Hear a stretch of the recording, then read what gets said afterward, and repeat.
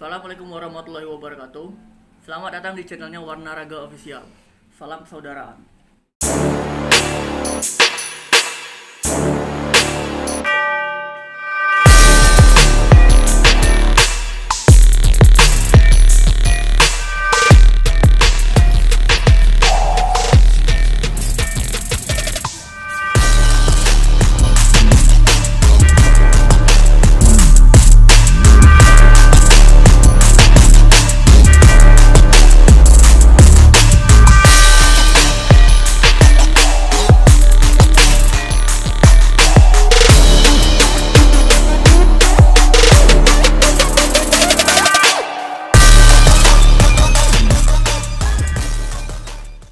Jadi di video sebelumnya ya, di video channel saya itu banyak yang nanyakan gitu, pelatihnya itu siapa kan? Warna Raga itu apa gitu kan? Warna Raga itu berdirinya itu kapan gitu kan? Bela diri apa aja yang berada di dalam sana. Jadi banyak banget yang menimbulkan pertanyaan. Jadi kita bakalan menjawab pertanyaan dari saudara-saudara ya. Jadi di sini aku bakalan mengenalkan dulu, ini pelatih saya, namanya Kak Eko Yulianto ya. Mungkin kita bakalan langsung serahkan kepada beliau aja ya, siapa beliau ini. Assalamualaikum warahmatullahi wabarakatuh. Waalaikumsalam. Ya. Jadi nama saya Eko Yulianto. Saya bergabung di Warna Raga ini mulai dari tahun 2012. Tahun 2012. Tahun 2012 mulai bergabung di Warna Raga. Jadi sebenarnya Warna Raga ini perguruannya masih muda. Masih muda. Ya, masih usianya masih muda, masih belum genap berapa tahun lah baru berdiri dan bergabung di IPSI. Dan sebelumnya Warna Raga ini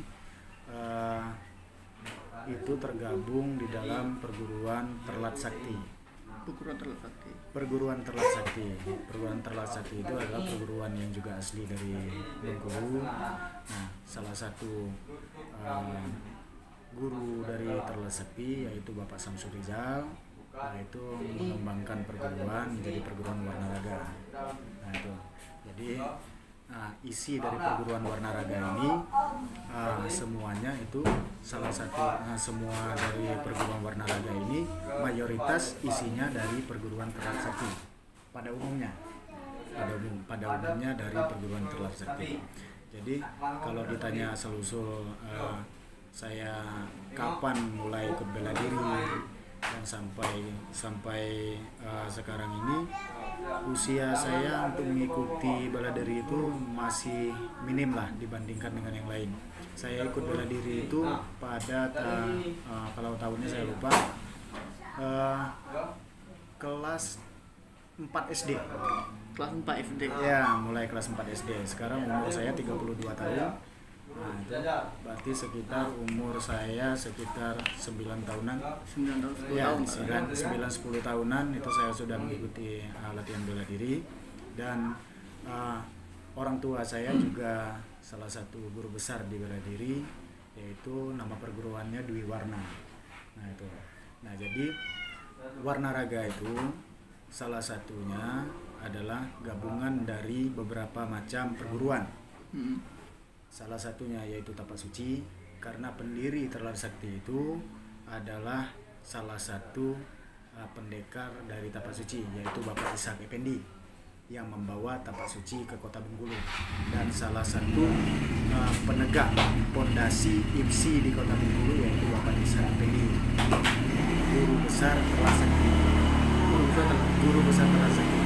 Karena pada saat itu Tapak Suci di kota Bengkulu itu pada zaman itu tidak boleh memakai baju merah. Akhirnya ada tiga sesepuh di kota Bengkulu pada saat itu masih bergabung dengan Palembang ya, masih bergabung dengan Palembang. 3 sesepuh pendekar Tapak Suci di kota Bengkulu, salah satunya adalah Bapak Ishak Effendi. Nah, itu mendirikan perguruan Terlat Sakti. Perguruan Terlat Sakti. Jadi Bapak Ishak Effendi ini pendiri Terlat Sakti, yang notabene dia adalah dahulunya pendekar Tapak Suci. Nah, jadi aliran dari Warna Raga itu salah satunya adalah aliran dari Tapak Suci. aliran Terlat Sakti, ada aliran Pagar Banten, ada aliran Kuntal, dan ada aliran Sile Minang. Sile Minang juga. Ya, aliran Sile Minang, dan ada aliran Dwi Warna. Nah itu, jadi berbagai macam aliran. Nah itu dikembangkan oleh Bapak Samsul Rizal menjadi satu wadah, menjadi perguruan Warna Raga Indonesia. Nah, kenapa namanya Warna Raga Indonesia? Karena di dalam Warna Raga ini ada berbagai macam warna, gitu. Dari mulai kuntaunya ada, karatenya ada, taekwondonya ada. Jadi kebetulan Bapak Samsul Rizal itu salah satu praktisi bela diri yang memang hobi berlatih. Jadi dia berlatih bela diri tradisi, dia juga berlatih bela diri prestasi. Dan apakah mungkin ada pertanyaan dari kawan-kawan, apakah tidak masalah keluar masuk perguruan seperti itu? Nah, kalau Bapak Samsul Rizal itu menanamkan pada anak-anaknya, Persinaga ini adalah rumah. Nah, kalau isinya mau mewah, ya anak-anaknya beli sendiri. Kalau seandainya apa yang dikasih dengan orang tua atau yang diberikan dengan orang tuanya itu kurang, gitu. Ya kalau mau duduk yang bagus ya beli sofanya ya agak empuk. Kalau memang orang tuanya cuman kasih kursi plastik kan gitu. Nah, jadi ilmu itu yang tidak masalah ditambah. Nah, tapi ada payungnya. Pada saat kita mau berteduh, rumahnya sudah ada. Nah, itulah rumah kita itu. Kalau di perguruan adalah Warna Raga. Kalau ilmunya yang mana yang baik, itu harus kita ambil. Yang mana yang baik. Seperti contoh, seandainya kita mau belajar pukulan yang bagus, nggak ada salahnya kita belajar ke atlet-atlet tinju. Itu. Karena kita harus akui mereka memang praktisi untuk pukulan yang bagus. Contoh, jadi semua bela diri itu bagus. Dan ada kelebihan dan ada kekurangannya masing-masing. Dan setiap kelebihan itu kekurangannya saling menutupi satu sama lain. Asal kita mau belajar. Dan kembali ke cerita saya tadi, dari kelas 4 SD saya ikut perguruan namanya Naga Terbang. Iya, perguruan Naga Terbang di SD. Dan saya untuk bela diri prestasi, saya tidak pernah belajar dengan almarhum ayah saya. Karena almarhum ayah saya khusus di bela diri prestasi, yaitu tradisi ya. Di tradisi yaitu Dwi Warna. Jadi di kelas 4 SD saya bergabung di Naga Terbang. Nama pelatihnya itu Bapak Megi. Dan di kelas 6 SD saya mulai bertemu dengan Terlat Sakti. Yaitu dengan Bapak Samsul Rizal pada zaman itu. Jadi zaman itu langsung ketemu. Iya, langsung ketemu dengan Bapak Samsul Rizal. Ya. Tempatnya di sekretariat pusat kita di kampus Tia sekarang. Di situ dengan keulatan Bapak, saya sendiri yang masih SD dulu, teman-teman latihan itu sudah SMA, sudah kuliah. Jadi saya sendiri yang SD dan ikut latihan, dan alhamdulillah lengket sampai sekarang. Sampai Bapak membuka perguruan yang baru, mengembangkan pencaksilat lebih maju lagi, lebih modern lagi, dengan dibukanya Persaudaraan Warna Raga Indonesia, dengan harapan adik-adik kita yang ada di Warna Raga ini bisa lebih maju dan bisa baik dari mental spiritualnya, baik dari prestasinya, bisa lebih berkembang lagi. Dan memang harus kita akui kalau terjadi masih banyak kekurangan dari kita yang harus kita pelajari. Jadi jangan takut untuk menuntut ilmu. Dan ilmu memang harus kita cari. Apa yang kurang, kita merasa kurang, kita harus tambah. Karena ilmu itu nggak ada batas. Ilmu itu tidak ada batasan. Selagi kita mau belajar, jadi ilmu kita bakal bertambah terus. Nah itu. Jadi pada tahun 2012 baru berdirinya Persinaga ini, atau Persaudaraan Silat Warna Raga ini. Nah itu dengan guru besarnya Bapak Samsul Rizal, ketua umumnya Bapak M. Zanroni, dan ada Dewan Pendekar, salah satunya itu adalah Pak Desari yang ada di Bengkulu Utara. Ya, dan ada Bapak Armando, itu ada di Kabupaten Rejang Lebong. Ada Bapak Novi di Kabupaten Rejang Lebong juga, dan ada juga Bapak Rahmat di Kabupaten Rejang Lebong juga.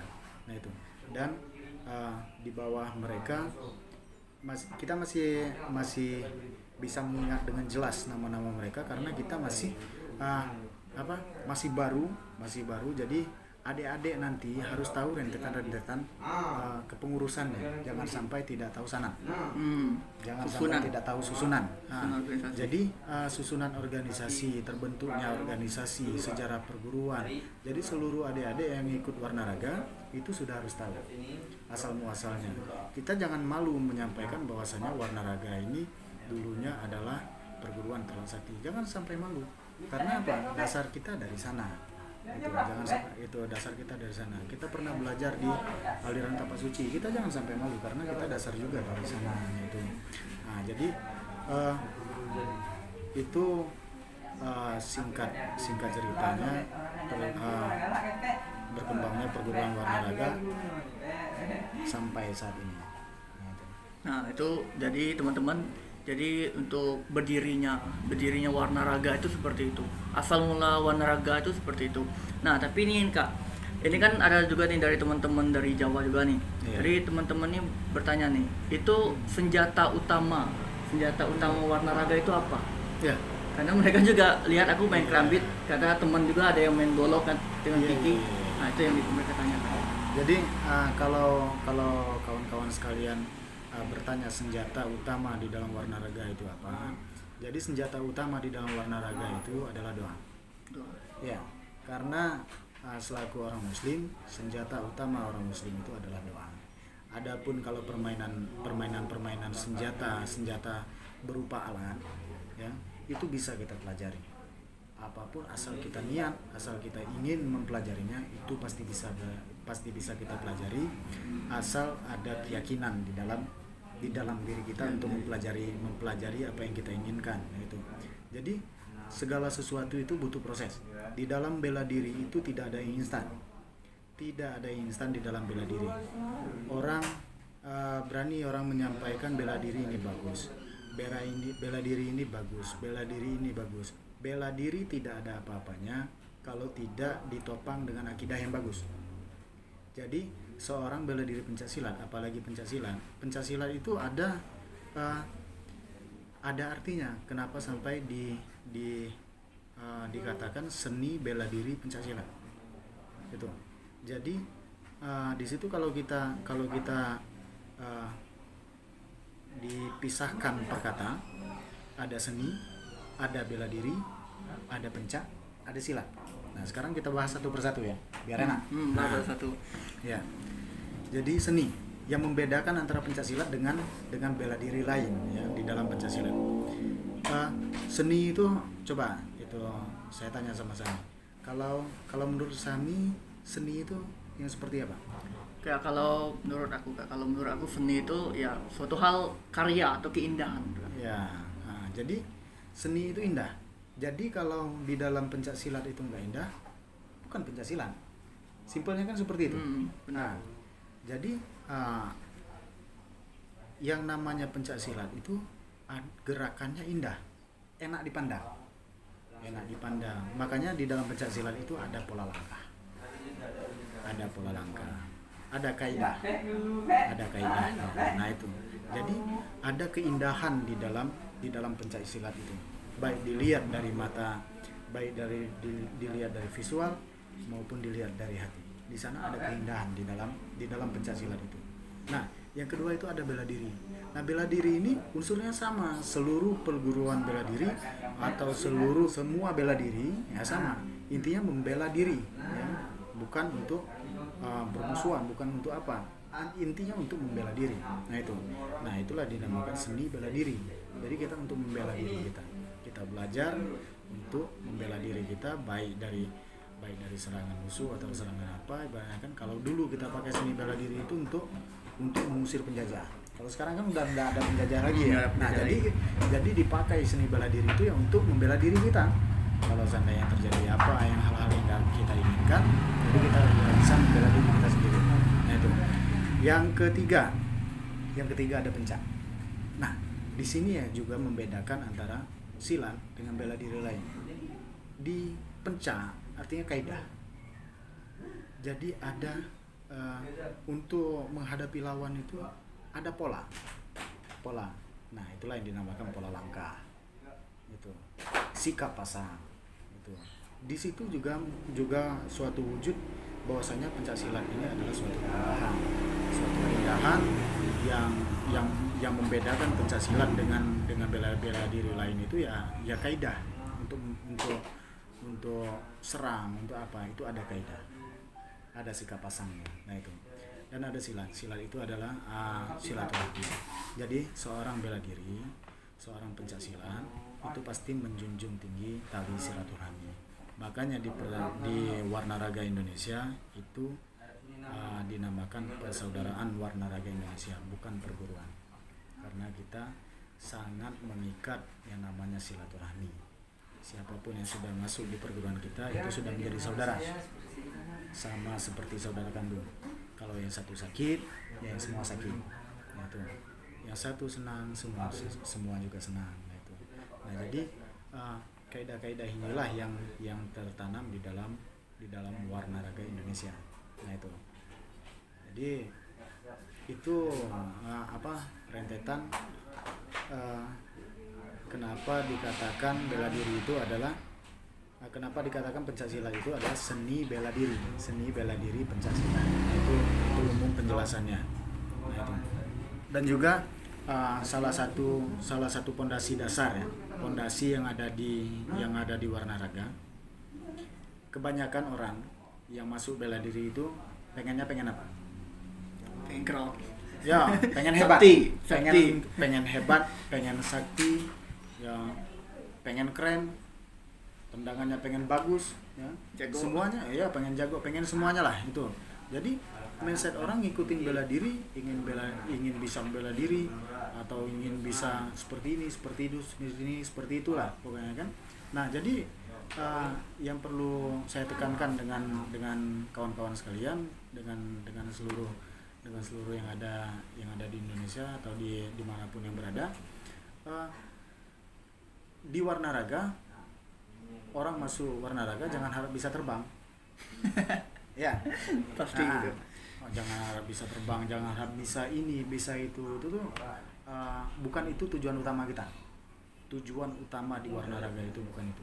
Kalau orang masuk di Warna Raga, itu yang ditanamkan duluan bukan langsung ke bela dirinya, Sami. Jadi yang ditanamkan dulu apa?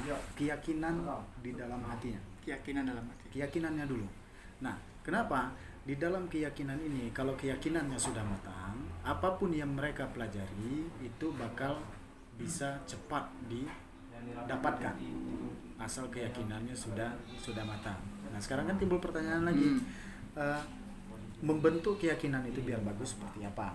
Nah, ini yang mungkin teman-teman yang lain di perguruan yang lain mungkin menganggap ini suatu rahasia. Bagi saya tidak. Yang namanya ilmu, selagi itu bermanfaat, kita share ke teman-teman. Jadi gak usah ditutupi. Tidak ada yang ditutup-tutupi, ya, nggak ada ditutup-tutupi. Jadi di dalam pencaksilat perlu rekan-rekan ketahui, atau di dalam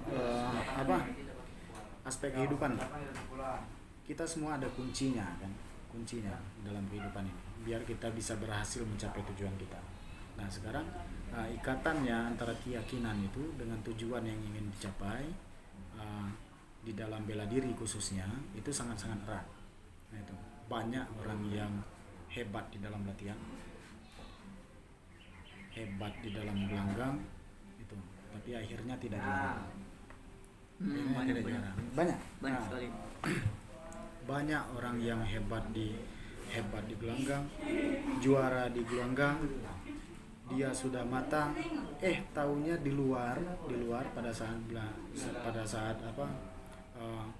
berkelahi di kaki lima, mentalnya habis. Yang tadinya sudah hebat kayak gitu kayak gini, semuanya itu hilang spontan. Ditutupi dengan apa? Dengan emosi, ya kan? Karena tidak ada keyakinan yang kokoh di dalam diri mereka, di dalam diri kawan-kawan nggak ada keyakinan yang kokoh. Jadi dasar yang dilatih di Warna Raga pertama kali adalah proses untuk berpikir secara logis. Untuk saya sendiri ya, mungkin banyak yang menanggapi videonya si siapa, Cynthia ya? Ya, Cynthia. Videonya si Cynthia. Apakah orang mungkin banyak timbul pertanyaan kan? Kayak gini bisa apa? Bisa handstand satu jari. Bisa handstand satu jari. Bisa apa lagi? Golok siluman lah, atau apalah semuanya gitu kan. Bisa mukul batu sampai pecah ya. Lompat 4 meter begitu kan. Banyak orang beranggapan kayak gini. Kalau itu sebenarnya bisa dilakukan atau tidak. Nah, itu yang dinamakan keyakinan. Kalau kalian tanya dengan saya, apakah itu bisa dilakukan atau tidak? Saya jawab bisa. Gitu. Tapi terlepas mereka bisa melakukan atau tidak, itu saya tidak tahu. Gitu. Kalau anda tanya dengan saya, apakah itu bisa dilakukan atau tidak? Menurut pemikiran saya, itu bisa dilakukan. Tapi kalau proses yang mereka lakukan melalui editan atau apa, itu urusan pribadi mereka. Nah itu, jadi tolong dibedakan ya. Jadi kenapa saya anggap itu bisa dilakukan ya? Di dunia ini kalau Allah sudah berkehendak tidak ada yang mustahil. Benar. Ya, itu. Jadi diingat dulu, tidak ada segala sesuatu itu kalau kita sudah berhubungan menyangkut dengan keyakinan, logika berpikir itu tolong dikosongkan dulu. Itu. Karena apa? Daya pikir seseorang itu cuman dapat menampung 12%. 88% kekuatan itu ada di dalam alam bawah sadar, yaitu keyakinan. Contoh, kalau seandainya tadi Sami bertanya, bisa melompat 4 meter. Ayo, sekarang saya kasih gambaran. Ada seorang perampok dikejar sama polisi. Di depannya tembok tinggi. Ya. Bisa dia lompat. Karena faktor terdesak. Ya, Faktor yang terdesak. Kalau enggak usah polisi. Seorang kita aja tidak melakukan apa-apa, tiba-tiba dikejar anjing gila. Ya. Ada tembok setinggi apapun bisa kita lompati. Nah, sekarang pertanyaan saya ya dengan Sami, yang melompat itu siapa? Dia apa bukan? Dia. Tapi coba besok ulang lagi. Bisa apa enggak? Belum tentu. Nah, kenapa kemarin bisa? Nah, berarti orang itu sebenarnya di dalam diri dia itu ada kekuatan yang harus dia gali, tergantung dengan keyakinan mereka masing-masing. Itu tolong bedakan dulu ya. Kalau banyak orang yang mengatakan handstand satu jari itu bisa atau tidak, saya jawab bisa. Bapak bisa enggak itu melakukannya? Saya jawab saya tidak bisa. Karena saya tidak yakin bisa melakukannya. Itu. Kalau mereka yakin bisa melakukannya, sah-sah aja. Karena keyakinan orang berbeda-beda. Contoh yang saya yakini, yang saya pelajari. Kalau saya dipukul dengan bambu sebesar apapun di belakang, saya siap. Karena saya yakin. Sami belum tentu yakin. Saya belum tentu yakin. Sami belum tentu yakin. Bisa betul. Nah itu kan. Nah jadi keyakinan orang itu berbeda-beda. Nah tapi kalau sesuatu hal yang seperti itu bisa dilakukan atau tidak, di dunia ini, saya jawab bisa dilakukan. Asal Allah berkehendak. Ya. Nah, jawaban logisnya karena apa? Kemampuan orang itu di dalam alam bawah sadar itu adalah 88% lebih. Itu. Pada saat alam bawah sadar itu bisa dikeluarkan ke dunia nyata. Bisa dilakukan di dunia nyata, itu semua yang seperti itu bisa dilakukan. Contoh, Sami, Pernah lihat Bapak Samsul Rizal bawa mobil, matanya ditutup. Hah? Kalau Sami pikir secara logika, secara logis, nggak bakal ketemu. Yang benar nggak ketemu. Ya, kalau dipikir secara logika, ya. Kalau Sami pikir secara logika, kita sholat, siapa yang disembah? Hal yang gaib. Kalau Sami pikir secara logika, ngapain? Benar juga. Ya. Kalau Sami pikir secara logika, nggak putus logika Sami, mikir langit yang tidak ada tiangnya. Paham. Ya. Masuk akal. Betul. Kalau semuanya dipikir secara logika, tapi terlepas barang itu bisa atau tidak dilakukan oleh mereka, cuman untuk ekspos saja, untuk tenar aja atau apalah macamnya itu, saya tidak paham. Itu urusan mereka. Nah itu kalau menyangkut hal-hal yang seperti itu. Jadi harapan saya juga sama dengan rekan-rekan, ya, boleh boleh menyindir seseorang, boleh meluruskan apa yang salah, boleh diluruskan. Tapi kalau sudah berbicara masalah keyakinan, hal itu mustahil dilakukan, mustahil bagi orang yang tidak percaya. Jawabannya seperti itu, ya. Mustahil bagi orang yang tidak percaya. Ya. Jadi banyak hal-hal yang di dunia ini tidak bisa dipikirkan secara logis, apalagi cuma hal-hal yang semacam itu.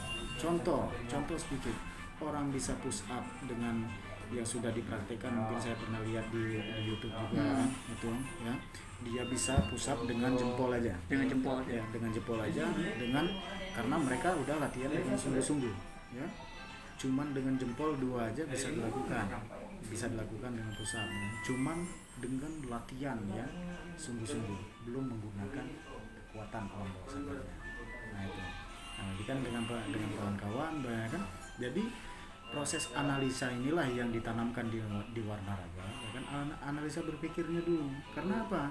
Pas analisa berpikirnya sudah bagus, ya, bisa membedakan antara alam bawah sadar dan alam sadar dan alam bawah sadar. Proses latihan itu bakal mudah dilakukan.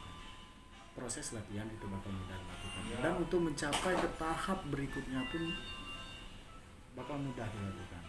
Nah, dari awal channel Warna Raga Official ini akan membedah satu persatu, mulai dari perjalanan Warna Raga dari awal sampai ke yang disampaikan oleh Sami tadi.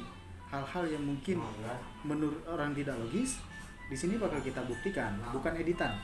Asli, ya? Real. Nah, Tunggu tanggal mainnya. Ya? Itu bisa, kalau orang mau datang untuk membuktikan itu boleh diterima. Iya, kita terima. Yang menurut keyakinan kita, yang menurut keyakinan kita, yang sudah kita pelajari, ya. Yang tidak bisa saya lakukan, saya nggak bakal sampaikan saya bisa lakukan. Itu, ya. Nah itu. Terlepas dari itu semua, kan kalau untuk perjalanan di bela diri, ya, saya sendiri masih banyak yang kurang. Sampai sekarang pun saya masih banyak belajar, terus belajar, biar karena ilmu tidak ada batasnya seperti yang saya sampaikan tadi. Dan mudah-mudahan untuk rekan-rekan sekalian, kalau sampai mau lihat proses latihan di Warna Raga, mulai dari awal ke berikutnya, ya, bisa mulai bisa dilihat di channel Warna Raga Official. Nah, jadi untuk teman-teman yang sering bertanya jiwa alam bawah sadar itu udah dijelaskan sama pelatih saya, ya. Sudah dijelaskan, yang sering bertanya lah gitu kan, yang bilang nggak masuk akal, yang bilangnya halu gitu kan. Tapi ya sesuai dengan percayaan kami, apa yang kami bisa ya bakalan kami buktikan. Tapi kalau masalah handstand satu jari ya kami tidak bisa melakukan hal itu kan. Itu tergantung keyakinan dari bela diri lain juga gitu kan. Tergantung diri kita sendiri juga kan keyakinannya. Nah, ini udah terlepas nih tentang pertanyaan-pertanyaan jiwa alam bawah sadar semuanya. Jadi kita balik lagi ke alam sadar nih, Kak. Iya. Jadi teman-teman nih ada yang nanya lagi nih. Hmm. Nah, teman-teman ini kan bilangnya kayak gini. Kalau sebenarnya dia bilang kayak gitu kan, silat warna raga ini kenapa? Yang saya gerakan ya kak, yang saya gerakan, kenapa mirip dengan Minang, silat Minangkabau? Gitu kan. Banyak orang pertanyakan seperti itu. Kak. Iya. Jadi kalau orang banyak mempertanyakan seperti itu ya hal yang wajar ya. Jadi untuk apa? Untuk teman-teman semua, Bapak Samsul Rizal selaku guru besar warna raga Indonesia itu aslinya memang orang Sumbar, Sumatera Barat. Ya. Nah, jadi di situ silet Minang itu ya memang kental dengan beliau. Salah satu pegangan beliau ya itu silat Minang itu adalah silat tradisi mereka yang memang kita di warna raga juga pelajari, juga kita pelajari itu. Dan juga seperti yang dibungkus seperti apa silet Minang dan apa kuntal, semuanya itu dipelajari di sini. Dan jangan heran karena posisinya Bapak Samsul Rizal itu praktisi bela diri yang memang orangnya pengen belajar semua jenis bela diri itu dia pelajari, dan apa yang bagus dia ambil ditambah untuk menjadi ilmunya dia. Itu contoh seperti saya punya warna raga ya. Di dalam Bapak Samsul Rizal itu seperti yang sudah saya sampaikan tadi, Bapak Samsul Rizal dia belajar taekwondo, belajar kuntal, punya silet Minang, punya terlak sakti, punya tapak suci. Apa yang dipunya dengan Bapak Samsul Rizal saya punya. Apa yang dipelajari dengan Pak Samsul Rizal dia turunkan pada murid-muridnya seperti kita ya. Nah, itu yang saya punya dari almarhum bapak saya tidak punya dengan Pak Ijaz. Ya benar. Ya itu sama seperti saya. Saya punya penambahannya yaitu perguruan almarhum orang tua saya yaitu Dwi Warna yang saya tularkan dengan teman-teman adik-adik di bawah saya. Nah, tapi adik-adik itu seperti Sami ada kakeknya punya apa? Mempunyai silat tradisi, silat harimau yang saya tidak punya. Itu. Akhirnya apa? Kekayaan yang saya miliki saya kasihnya Sami, akhirnya membuat Sami tambah kaya. Ya. Itu. Jadi itulah yang dinamakan yaitu warna raga. Warna raga ini adalah rumahnya. Sami berhak untuk latihan apa yang merasa Sami kurang. Itu. Kawan-kawan semua berhak itu latihan. Kalau merasa kurang, latihan. Bawa pulang. Bukan berarti menjiplak. Bukan berarti menjiplak. Tapi mengembangkan. Mengembangkan ya. Apa yang merasa kita bagus tidak ada salahnya kita sampaikan bahwasanya itu bagus. Dan yang bagus harus diambil. Yang bagus harus diambil. Bagus diambil untuk menjadi bahan untuk kita untuk bisa lebih berkembang lagi ke depannya. Kalau kita anti yang seperti itu, kapan kita mau berkembang? Ya, zaman sudah canggih. Sekarang ada YouTube. Kalau orang anti YouTube, ya selamanya bakal orang nonton TV. Nggak nonton YouTube. Nah itu. Jadi zaman semakin berkembang, ya kita harus buka pikiran kita untuk depannya seperti apa. Nah, itu. Nah, ini Kak, terakhir Kak. Ya. Jadi ada juga pertanyaan teman-teman nih. Jadi dia itu kan dari ada yang dari apa namanya itu dari Riau gitu. Iya. Ada yang dari Bandung kan, ada yang dari Jogja juga. Jadi mereka itu bertanya gitu kan, kalau kita pengen latihan itu warna raga itu sekarang ini berkembangnya di mana aja gitu. Iya. Kalau untuk sekarang warna raga baru ada di ruang lingkup Provinsi Bengkulu. Ya, baru ada di ruang lingkup Provinsi Bengkulu. Umurnya juga baru seumur jagung. Ya, umurnya juga masih seumur jagung di dalam karir di dalam umur perguruan ini itu baru ada di Provinsi Bengkulu. Nggak bisa kita bandingkan dengan perguruan-perguruan yang sudah besar, yang sudah puluhan tahun, mungkin sudah hampir menyentuh angka 1 abad. ya, yang sudah menyentuh satu abad, yang sudah bisa merajai di dalam dunia persilatan. Dan itu kita bangga, dan cita-cita kita punya cita-cita ya, suatu saat Warna Raga akan bisa seperti itu, suatu saat Warna Raga akan bisa seperti itu, berkembang di seluruh pelosok negeri. Nah, itu. Dan mohon doanya biar Warna Raga bisa berkembang dan bisa menjalankan lebih meramaikan dunia bela diri khususnya pencaksilat.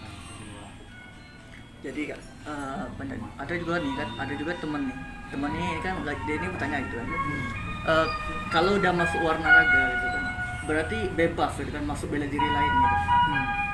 Oh, bebas bukan berarti tanpa aturan. Bebas bukan berarti tanpa aturan. Jadi yang dimaksud kita boleh mempelajari bela diri lain, bukan berarti boleh kita keluar masuk, bukan. Contoh ya, Sami punya teman Sami karate, saling bagi ilmu, ambil. Bukan berarti yang namanya masuk bela diri kita perbolehkan, tidak. Ya, jadi jangan salah kaprah di sana. Misalnya saya punya teman atlet taekwondo, saya punya pencaksilat, dia punya taekwondo, saling bagi teknik. Oh bagus, saya ambil. Dia bagus, itu menurut dia yang bisa dia pakai untuk dia pribadi, dia ambil. Saling berbagi, itu maksudnya. Itu jadi saling berbagi satu sama lain, bukan berarti ibaratnya kita menyalahgunakan, ibaratnya kita sudah punya payung ini keluar masuk itu enggak ada etika. Itu enggak ada etika. Nah, jadi itulah gunanya kita punya banyak teman. Jadi bisa saling berbagi ilmu, bisa saling berbagi strategi, mungkin di dalam pertandingan prestasi, bisa berbagi ilmu di dalam pertandingan di dalam olahraga tradisinya, kan bisa berbagi pencaknya atau gimana yang dia tidak ada, kita punya, kita share. Yang kita tidak punya, mereka ada, bagi teman-teman yang ada, kita ambil yang bagus-bagus itu. Mungkin itu. Nah, ini Kak, terakhir terus Kak. Jadi beneran terakhir. Jadi ada juga teman nih. Jadi kan video-video yang aku share, yang Sami share di YouTube-nya, channelnya Sami itu kan, itu kan bela diri praktis. Nah, banyak yang bertanya tuh, Warna Raga itu pernah ikut perlombaan nggak gitu? Itu yang ditanya Kak. Ada nggak untuk bela diri ke nasionalnya gitu? Oh iya. Pertanyaan yang bagus. Jadi dengan umur Warna Raga yang baru seumur jagung, 2012, sekarang 2020. Baru 8 tahun. Baru 8 tahun Warna Raga berdiri ya. Itu alhamdulillah Warna Raga ke Jurda 2013 untuk dewasa di Kota Bengkulu juara umum. Nah, dan banyak dari kakak-kakak tingkat Sami yang ikut ke Jurnas di Jakarta pada saat itu. Ya. Nah, dan terakhir pada zamannya kakak itu Porwil di Medan. Itu kita pergi satu keluarga. Porwil di Bangka Belitung. Porwil di Bangka Belitung. Bapak selaku ketua pelatih, Bapak Ijal. Bapak Samsul Rizal ketua pelatih. Yang berangkat itu saya di kelas D Putra. Saya di kelas D Putra. Sudah itu ada Agung ya, di kelas G Putra. Ada Kak Mando.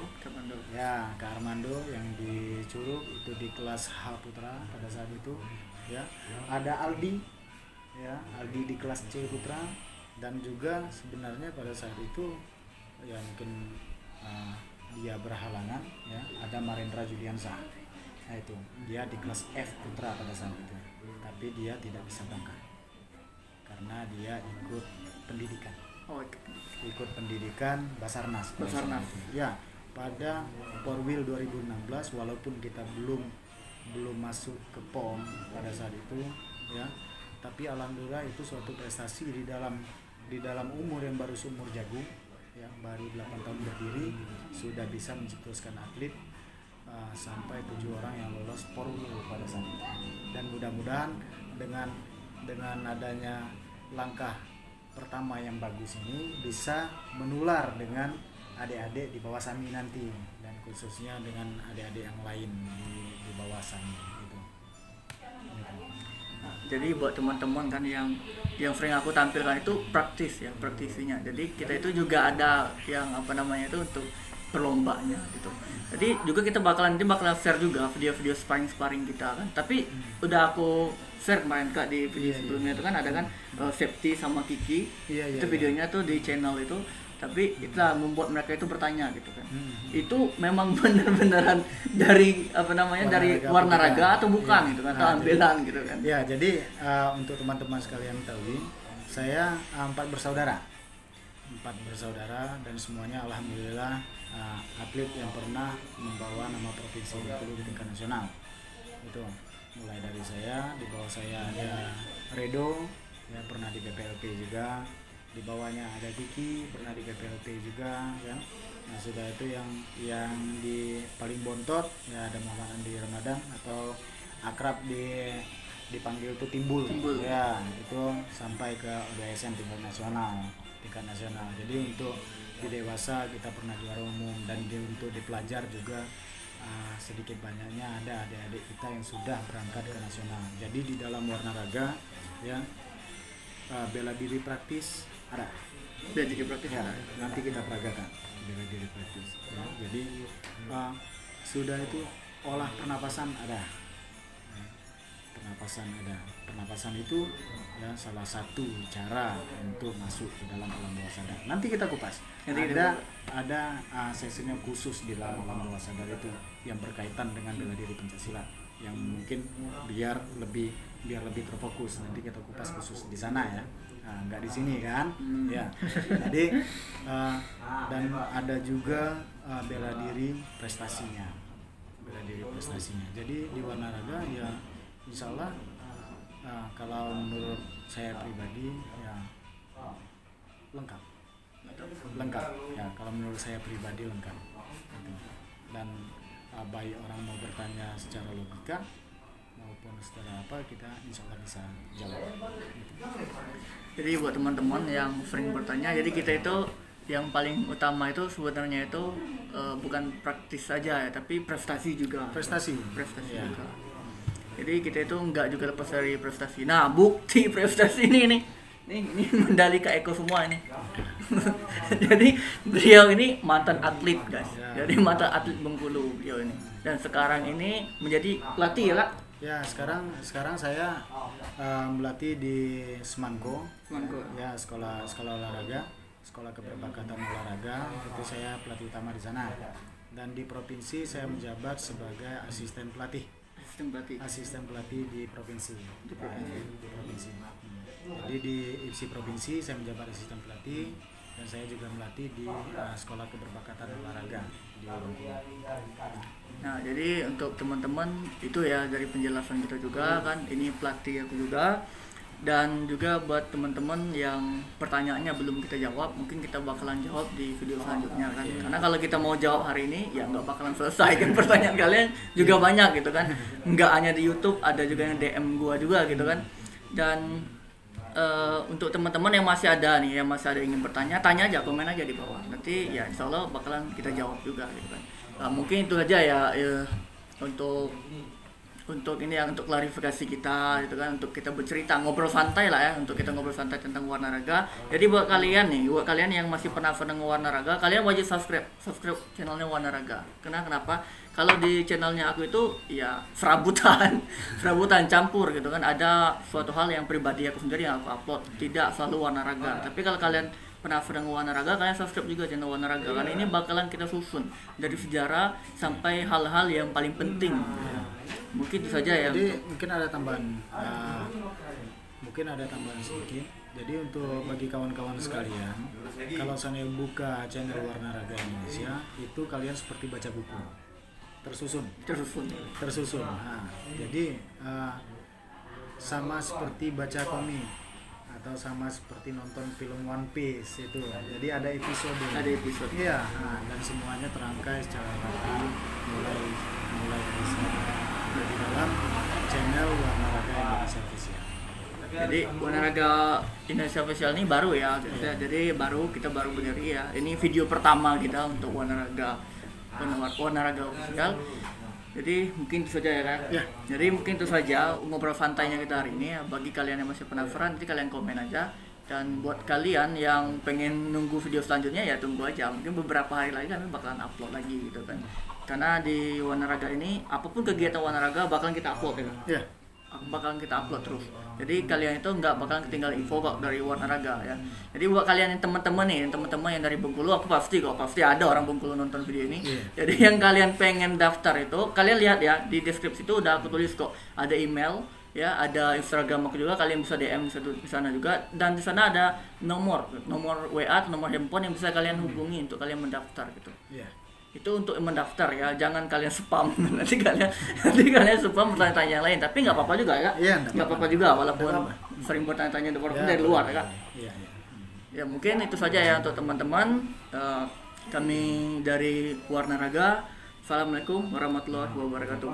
Salam saudaraan.